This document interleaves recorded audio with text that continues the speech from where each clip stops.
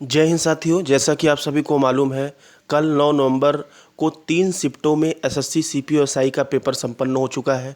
उसी को ध्यान में रखते हुए जिन जिन टॉपिक से तीनों शिफ्ट में क्वेश्चन पूछा गया था, उसी को ध्यान में रखते हुए आज 10 और 11 नवंबर को होने वाले एग्जाम में जीके जीएस और करंट से क्या मोस्ट एक्सपेक्टेड क्वेश्चन पूछे जा सकते हैं, उसको यहाँ पर हम लेकर आए हैं।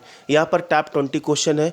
एग्जाम में जाने से पहले इसे अवश्य देखें। तो चलिए बिना देर किए हुए शुरू करते हैं। पहला यहाँ पर क्वेश्चन है, अनुच्छेद 21(a) किस संवैधानिक संशोधन अधिनियम द्वारा पेश किया गया था? तो इसका सही आंसर आपका सेकंड हो जाएगा। 86वें संविधान संशोधन सन 2002 में इसको पेश किया गया था और इसमें कहा गया है कि 6 से 14 वर्ष के बच्चों को जो है शिक्षा मिलनी चाहिए, वह उनका मौलिक अधिकार है। ठीक है, और आप सभी को मालूम है इसी में क्वेश्चन ये भी पूछा गया था कि जब आपातकाल लागू होता है तो अनुच्छेद ये जो आपका 21 है और 20 है, इसको निरस्त नहीं किया जा सकता है। अगला प्रश्न देखते हैं। अगला है, राष्ट्रीय आपातकाल की घोषणा के बाद कौन सा अधिकार स्वतः निलंबित हो जाता है?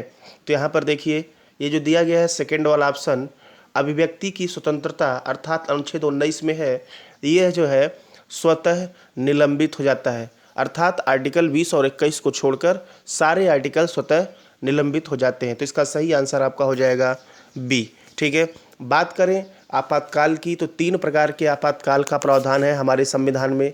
अनुच्छेद 352 वित्तीय आपातकाल, अनुच्छेद 356 राष्ट्रपति शासन, अनुच्छेद 360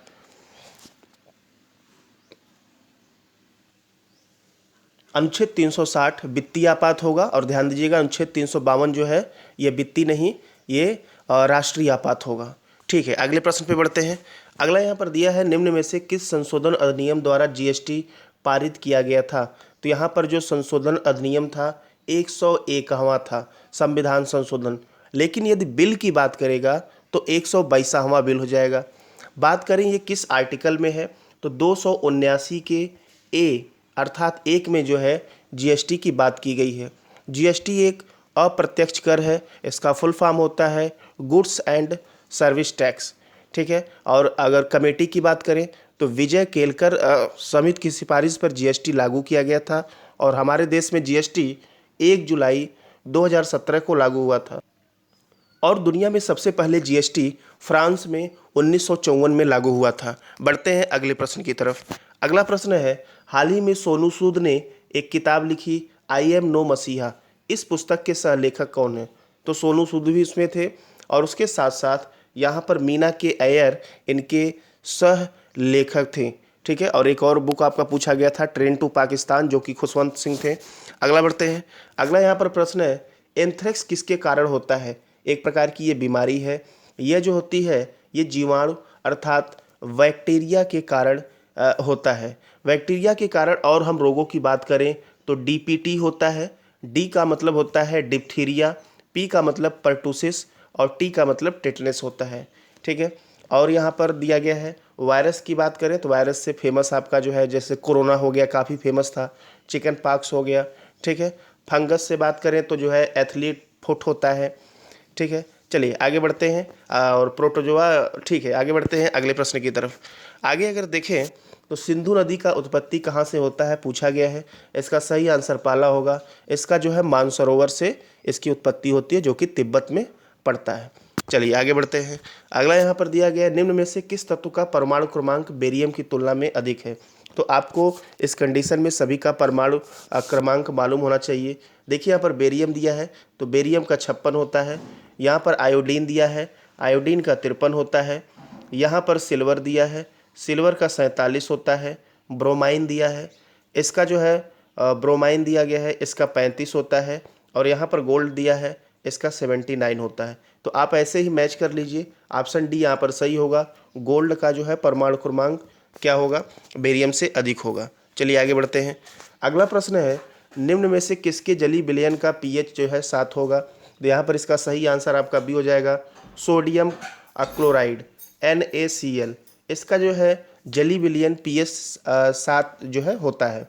ठीक है, बात करें पीएच वैल्यू की तो पीएच जो वैल्यू होता है ये 0 से लेकर 14 तक होता है और बीच में आपका 7 होता है जिसको न्यूट्रल कहते हैं, उदासीन कहते हैं। इसके लेफ्ट में आएंगे तो एसिडिक होता है और इधर बेस या बेसिक होता है। ठीक है, चलिए आगे बढ़ते हैं अगले प्रश्न की तरफ। अगला यहाँ पर दिया है भारतीय संविधान के किस भाग में आपातकालीन का प्रावधान है। तो इसका सही आंसर आपका सी होगा। भाग 18 में जो है आपातकाल के प्रावधान की बात की गई है। पहला ऑप्शन भाग 15 दिया है, निर्वाचन आयोग की बात की गई है। भाग 17 है, इसमें आधिकारिक भाषाओं की बात की गई है, जो कि हमारे अनुसूची 8 में कुल 22 भाषाएं हैं। और यहाँ पर भाग 20 की बात किया गया है, यहाँ पर संविधान संशोधन की बात की गई है, जो कि दक्षिण अफ्रीका से लिया गया है।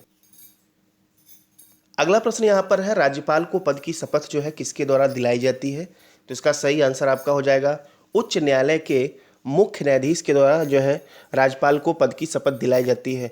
बात करें राज्यपाल की, तो यह आर्टिकल 153 में इनका वर्णन किया गया है, अनुच्छेद 153 में। और राज्यपाल अध्यादेश जारी कर सकता है अनुच्छेद 213 के तहत। इसी में 2 को उल्टा कर दे तो 123 होगा। 123 के तहत राष्ट्रपति अध्यादेश जारी करता है। अगले प्रश्न की बात करते हैं। पूछा गया है भारत के प्रथम मुख्य न्यायाधीश कौन थे। तो यहाँ से इसका सही आंसर जो होगा डी होगा, एच.जे. कानिया।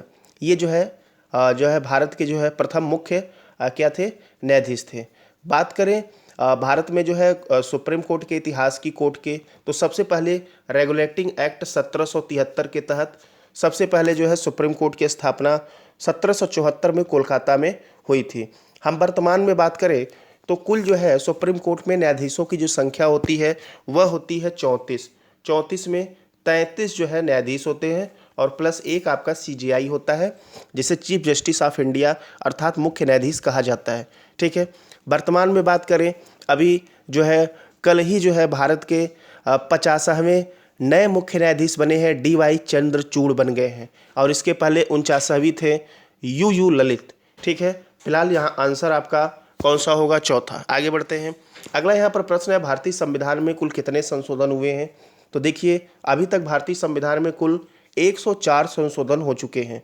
ठीक है, पहला संशोधन आपका 1952 में हुआ था और इसमें जो है 9वीं अनुसूची जोड़ी गई थी। उसके पहले तक 8वीं अनुसूची थी और वर्तमान में 12 अनुसूची हो चुकी है। 9वीं अनुसूची में भूमि सुधार से संबंधित जो है यह अनुसूची था। बात करें 104वां लेटेस्ट संशोधन क्या हुआ है, तो 104वां जो हुआ है आपका जो 2 एंग्लो इंडियन होते थे, ठीक है, उनको जो है उनके मनोनयन की जो प्रक्रिया है वो समाप्त कर दी गई है, अर्थात अब 2 एंग्लो इंडियन नहीं रहेंगे। आगे बढ़ते हैं अगले प्रश्न की तरफ। अगला दिया, भारत के सर्वोच्च न्यायालय की पहली महिला न्यायाधीश कौन थी। तो यहाँ पर सुप्रीम कोर्ट की बात किया गया है। इसका सही आंसर आपका तीसरा हो जाएगा, न्यायमूर्ति फातिमा MBB। ये जो है भारत की जो है सुप्रीम कोर्ट की पहली जो है महिला न्यायाधीश थी। लेकिन अगर हाई कोर्ट पूछा गया होता तो इसका सही आंसर पहला होता, न्यायमूर्ति लीला सेठ, जो कि हिमाचल प्रदेश की थी। चलिए आगे बढ़ते हैं अगले प्रश्न की तरफ। अगला यहाँ पर दिया है, क्षय का कारण है। क्षय मतलब एक रोग होता है। ठीक है, ये जो है TB कहते हैं। ये किसका कारण है, किसके कारण, इसके कारण से जो है कौन सा अंग प्रभावित होता है। तो यहाँ पर सही आंसर आपका तीसरा हो जाएगा, लंग्स अर्थात फेफड़े इससे जो है प्रभावित होते हैं। आगे बढ़ते हैं। अगला प्रश्न है, कौन से विटामिन की कमी के कारण रतौंधी होती है। तो इसका सही आंसर ये हो जाएगा, विटामिन A की कमी के कारण रतौंधी होती है। अच्छा देखिए, विटामिन A का जो है ये साइंटिफिक नेम रेटिनॉल होता है, B का थायमिन होता है, ठीक है, और C का जो है एस्कॉर्बिक एसिड होता है और E का टोकोफेरॉल होता है। आगे बढ़ते हैं। अगला प्रश्न, कौन सा नृत्य भारत का शास्त्रीय नृत्य नहीं है। तो बात करें शास्त्रीय नृत्य की, तो भारत में कुल 8 शास्त्रीय नृत्य हैं, जिसमें से कुचिपुड़ी, मणिपुरी और जो है ओडिसी ये तो हैं, लेकिन ये बुगाकू नहीं है। बुगाकू की बात करें, यह जो है विदेशी है, एक तरह से हम कह सकते हैं चाइना रसिया की तरफ ये सब नृत्य होते हैं। तो 8 कुल हैं, 3 यहाँ पर ऑप्शन में दिया गया है और शेष की हम बात कर लेते हैं। अगला होगा मोहिनी अट्टम, अगला होगा कथकली, फिर कथक, भरतनाट्यम और सत्रिया असम में की जाती है। क्लियर है। आगे बढ़ते हैं अगले प्रश्न की तरफ। अगला प्रश्न है, मानव के पेट में निम्न में से कौन सा अम्ल पाया जाता है। तो पहला आंसर यहाँ सही होगा, मानव के पेट में HCl पाया जाता है और जिसके pH वैल्यू जो होती है 1.5 से लेकर 1.8 pH वैल्यू तक इसका मान होता है हाइड्रोक्लोरिक अम्ल का। ठीक है, और पेट में जो है किसका पाचन होता है, पेट में प्रोटीन का पाचन होता है। क्लियर है। चलिए आगे बढ़ते हैं। अगला प्रश्न यहाँ पर है, धातुएं किसी अन्य धातु से टकराने पर बजने वाली ध्वनि उत्पन्न करती हैं क्योंकि वे, इसका सही आंसर क्या हो जाएगा, ध्वनिक होती हैं, सुररस होती हैं। आगे बढ़ते हैं। अगला प्रश्न है, संतृप्त हाइड्रोकार्बन क्या कहलाते हैं? ये बहुत बार एग्जाम में एसएससी के द्वारा पूछा गया है। उसको एल्केन कहा जाता है। क्या कहते हैं भाई? एल्केन। अगले प्रश्न की तरफ बढ़ते हैं। निम्न में से कौन सी दुनिया की सबसे खारी झीलों में से एक है? इसका सही आंसर आपका दूसरा हो जाएगा, मृत सागर। ये जो है दुनिया की सबसे खारी झीलों में से एक है, सबसे अधिक खारापन है ये। यहाँ पर जो पहला ऑप्शन कैस्पियन सागर दिया गया है, अगर ये पूछता है कि दुनिया की सबसे बड़ी झील कौन है, तब हम कैस्पियन सागर बात करते हैं। और भारत में बात कर ले तो एक झील है चिल्का, जो कि आपकी उड़ीसा में पड़ती है। ये भारत की सबसे बड़ी खारे पानी की झील है। तो आप एग्जाम से पहले इन प्रश्नों को अवश्य देख कर जाएं। धन्यवाद।